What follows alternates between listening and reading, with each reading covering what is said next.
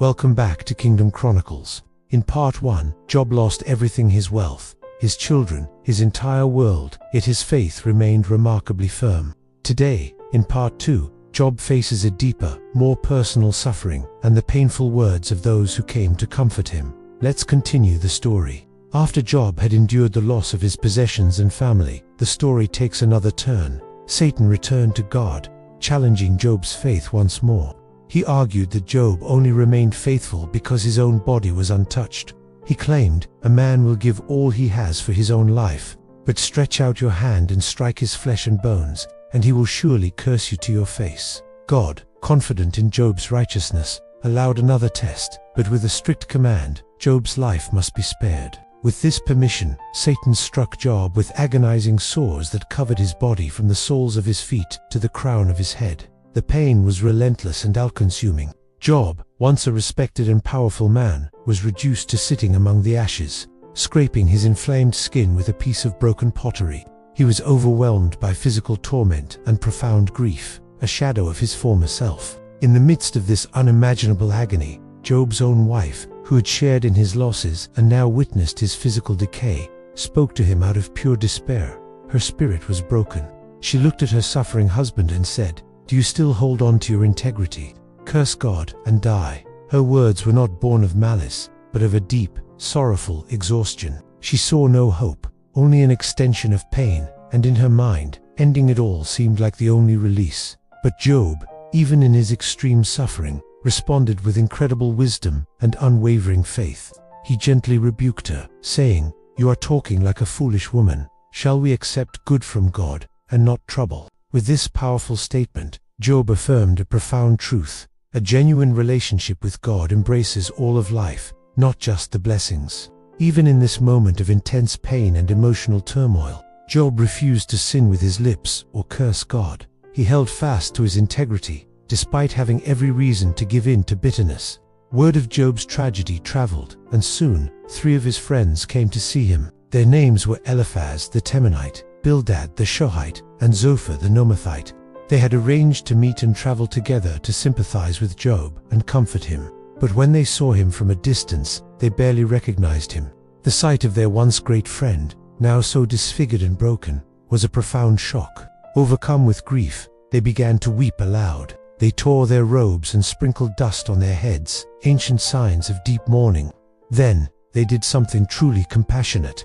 They sat down on the ground with him for 7 days and 7 nights, in complete silence. No one said a word, because they saw how immense his suffering was.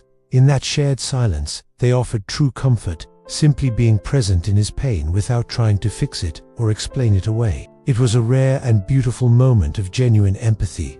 But the silence couldn't last forever. After 7 days, Job finally broke it. His pent-up sorrow poured out in a torrent of anguish. He didn't curse God, but he cursed the day he was born. He cried out, "May the day of my birth perish, and the night that said, a boy is conceived. Why did I not die at birth, and perish as I came from the womb?" He questioned the very meaning of a life filled with such relentless suffering. Why was he being kept alive only to endure more pain? His words were a raw, honest expression of his deep despair. This is when the conversations began, and the comfort of his friends quickly turned to condemnation. Eliphaz spoke first, beginning a long and painful cycle of debates. The core argument of his friends was simple and, in their minds, logical. God is just, and therefore, suffering is always a punishment for sin. Since Job was suffering so terribly, he must have committed some great, hidden sin. They urged him to search his heart, confess his wrongdoing, and repent so that God would restore him. Bildad and Zophar echoed this sentiment, their arguments growing harsher with each exchange. They couldn't comprehend the idea of a righteous person suffering. They accused Job of arrogance, of speaking empty words, and of foolishly challenging God's perfect justice. Their attempts at theological reasoning became a relentless assault on Job's character. Instead of comfort, they brought judgment. Job, however, strongly and passionately defended his innocence. He knew he wasn't perfect, but he also knew he had not committed some terrible sin to deserve this. He grew frustrated with his friends' simplistic answers, which offered no real comfort. Their words felt like salt in his wounds. He cried out, "I have heard many things like these. You are miserable comforters. all of you? Will your long-winded speeches never end? Throughout these agonizing debates, Job's focus turned from his friends to God. He cried out to the heavens, longing for an audience with the Almighty. He wanted to state his case, to receive answers, to find justice and understanding. He felt abandoned by God, yet he never stopped believing in Him. He desperately wanted to understand why this was happening. This reveals the profound inner struggle Job was experiencing. He did not reject God, but he wrestled with Him. He questioned, he doubted, he mourned, and he expressed his raw, unfiltered emotions. He felt that God was treating him like an enemy, hunting him down without cause. Yet, even in his confusion and anger, Job's faith held a flicker of hope.